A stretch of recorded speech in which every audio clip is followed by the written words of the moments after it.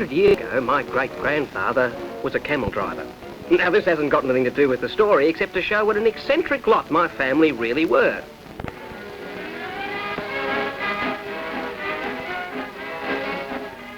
And while other people were content to develop the horseless carriage in its more conventional forms, my family had other ideas. Well, if only great-grandfather with his camels knew what an influence he'd had on family traditions. When cycling became popular, my family started off in the normal way, but eventually had to go one better. In fact, everything they did had to be different. So how could I, at the age of 2, understand the headlong rush with which events in other places would eventually catch up with it?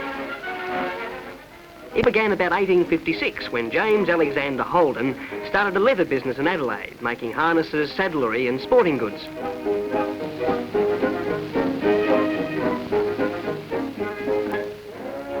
The business flourished, and later, when a family friend was brought in, the new firm of Holden and Frost expanded into carriage making and upholstery for the new motor industry.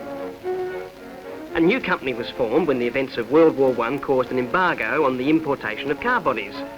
It became one of the biggest industrial enterprises in Australia. Bodies for chassis imported by General Motors were being made exclusively by Holdens, and eventually the two companies merged to form General Motors Holdens Limited. A second plant was set up at Fisherman's Bend in Victoria, and expansion continued until the new company had captured a big slice of the Australian car market.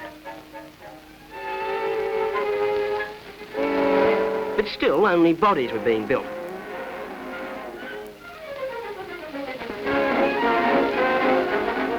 When World War II broke out, the two plants were successfully converted to produce an incredible range of products.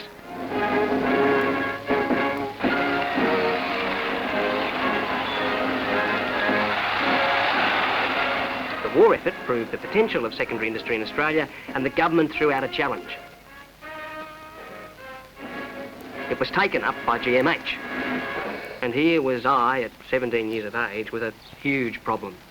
With all that family tradition behind me, I was still walking.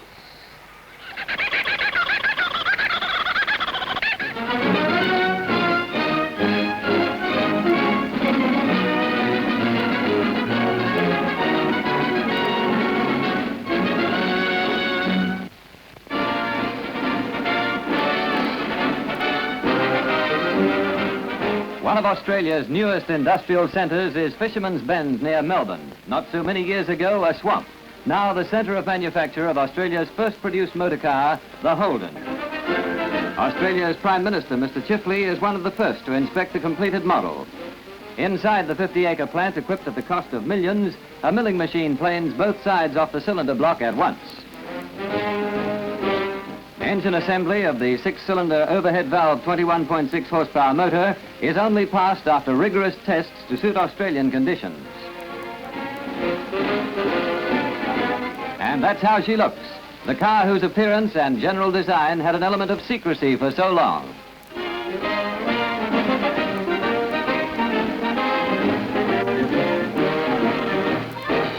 Well, as it turned out, 1948 was my year too. You in my Holden, life is simply divine. All the world is fair, I'm a millionaire. On the road ahead, there's a happy sign. Holden, you in my Holden, you were meant to be mine. We will have a wedding. No. The same week that I bought my first car, I also appeared in my first film. Shot by a friend, of course. Troubles come, my dear, but as long as we're to travel together, we'll take them all. What a fantastic motor car. And it was built specially for Australian conditions. They called it the 48215. It took 3 years for GMH to develop it from the drawing board, and millions were spent on its development. But boy, it was worth it. And was it popular? They started off making 10 a day, but by 1951 it was up to 100.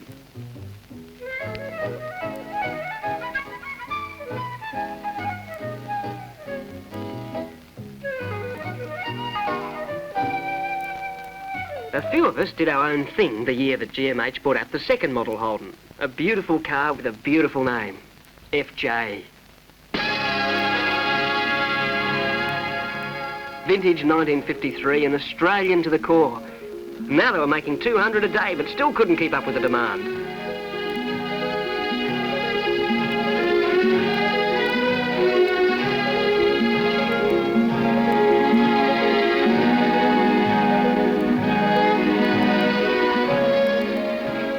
My thing that year was starring in documentary films. Well, co-starring, really. The real star was the FJ. Being a professional now, I kept a few offcuts from the film to study and improve my technique. Yes. Cue the car. Stop. No. You're looking at the camera. Cut. Faster, I think. Action. And, Oh, sorry. can't seem to sort of get it right. What do you think about the code? Cut. Yeah, I think they Cut. Oh, cut. I bought an FJ for myself and entered her in the Red X Round Australia trial. Practice what you preach, that's what I say. Oh, boy, what a car. What a performance. What a country.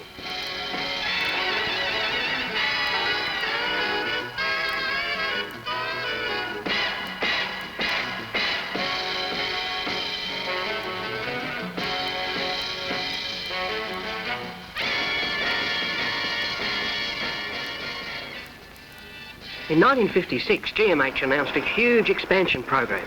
But when I heard they were changing the body shape for the new Model FE, I was horrified. Until I saw the car. And guess who bought the first one off the line?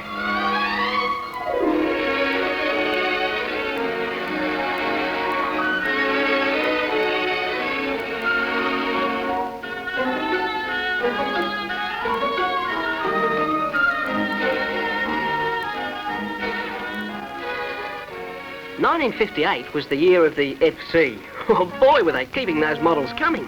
The new proving ground at Lang Lang was designed to simulate all Australian road conditions, and did that put the car to the test.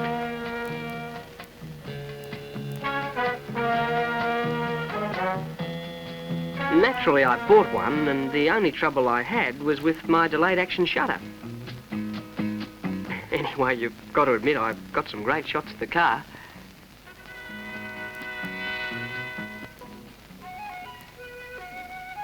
In 1960, the FB was released. The export market was growing and Holdens were turning up in all sorts of places.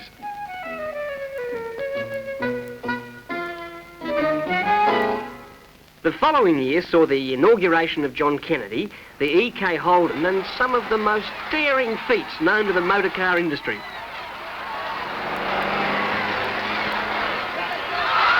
Oh, my great-grandfather would have been proud of me. In 1962, Brabham hit 160 and General Motors Holdens hit the million.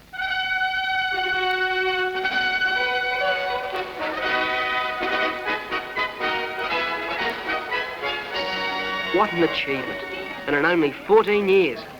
The new EJ Holden was being produced at the rate of 606 a day. Oh, you little beauty. Boy, I was so excited I just went out and bought the million and first Holden.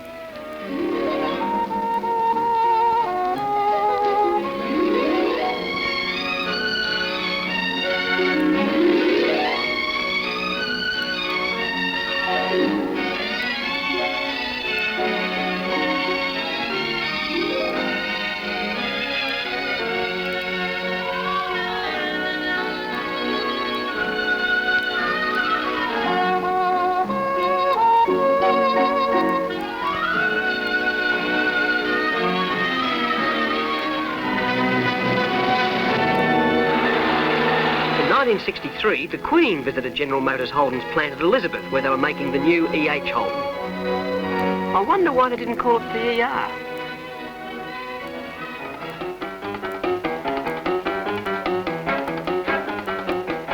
That was the year I gave up stunt work. Well, there are other ways to use a car.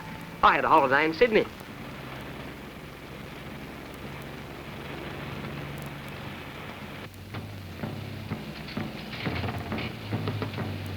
In 1965, the HD was released with a bigger engine and disc brakes as optional equipment. Pow! If only they could test them without getting them so messy. Holding you in my Holden, life is simply divine. The world is air, I'm a millionaire on the road ahead. The HR came out in '66. It had bigger engines and new safety features which were tested on rigs at the GMH Technical Centre.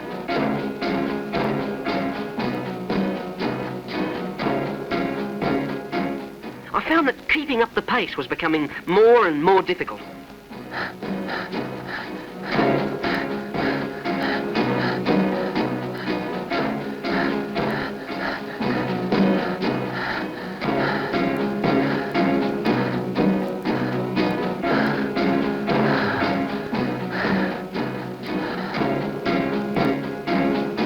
As soon as I recovered, I bought one. It wasn't long after that that I became a star. Well, I made a couple of commercials anyway.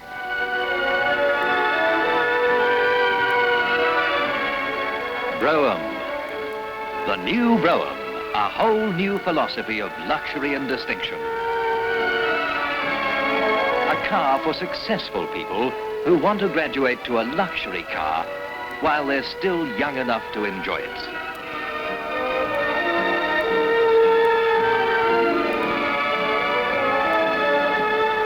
Brougham is the best of everything. The very best. A whole new philosophy of luxury. Brougham.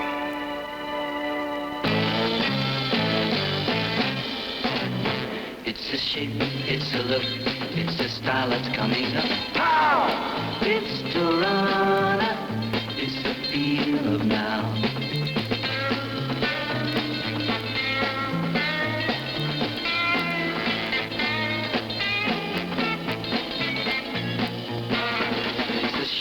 It's a look, it's a style that's coming up. Pow! It's Torana, it's the feel of now.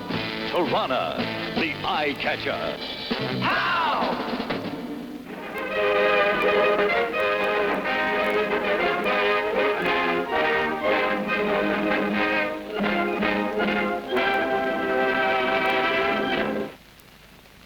The 2 millionth Holden, a milestone in Australian motoring history. Managing Director of General Motors, Mr. Rea, points out that the big day came only 20 years after the first model was produced. Federal Minister for Transport, Ian Sinclair, speaks and then drives the champagne gold Brougham off the assembly line at the Dandenong plant. In 1968, the 11th model, the HK, came out with an optional V8 engine. The same year came the first of those great Monaros.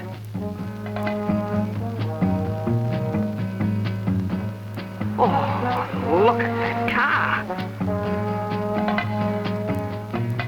In 1969, the HT Monaro won both Bathurst and a very special place in my heart.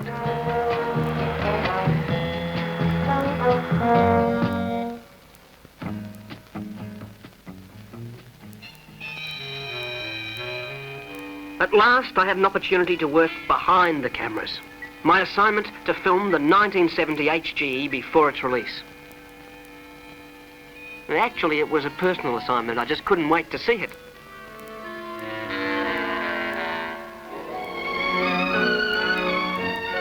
So I bought the HG, my 13th Holden. Well, what's the use of money if you can't enjoy it? Perhaps I was a bit too old for the sporty little GTR Tirana when it came out, but I was too far gone on Holdens to stop now. Setting the trends, making friends, each day ends like the last. Hitting the heights, the bright lights, getting faster. Living for kicks, gotta mix with the chicks. It's a ball, head in the air, we don't care what they call us. Why should we Well, maybe I'll leave that one to the racing drivers.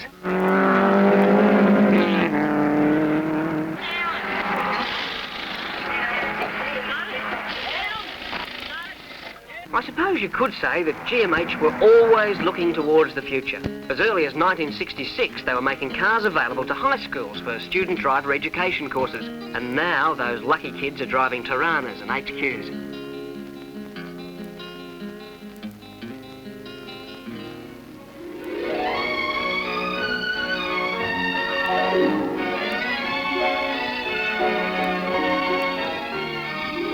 Well, I've bought every model Holden since the 48215, and I reckon that's worth a celebration. Well, it is 25 years after all. But the trouble is, and I guess it really goes back to my great-grandfather and his camels, I've never been able to part with any of them. I mean, I couldn't sell the first Holden. Why, that'd be like losing an arm. And then there's the FB and the HK and the CK and the... Holden, you in my Holden. Life is simply sublime. I'll be holding you all right through when you're mine, oh mine. And let's face it, I've still got plenty of room out the back for more.